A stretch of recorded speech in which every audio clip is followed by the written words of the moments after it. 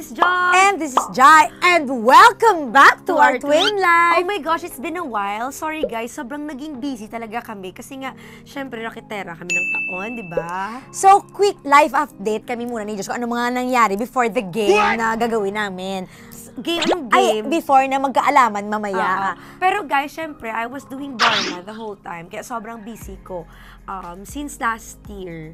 Yeah, whole year actually. And congrats to your sister kasi very nice talaga ang Darna. Thank sa you whole guys. team. Congrats, Yes, congrats. Thank you sa lahat ng sumuporta ng Darna, sa mga boss ko, sa mga co-actor, staff, crew, team, JRB Production. Thank you so much for the opportunity na binigay niyo sa akin because sobrang, alam mo yun, I'm so grateful and nakaka-overwhelm siya maging part ng Darna, iconic Darna. Tama. And sobrang sa tagal-tagal ni Josh nag-shoot, hindi kami nagkita, as in. Iyon na yata yung mga isa sa pinakamatagal na naghiwalay kami at ang dami namin ni-realize. Yes, because since pandemic, kasi yung start namin ng Darna, as in nag-lock-in shoot ako. And then si Jai, nag-shoot din. Nag-shoot ako, OMK and How to Move On in 30 Days. So parang hindi na talaga kami nagkita ni George. At saka separate shows. Umuwi ako sa Bacolod for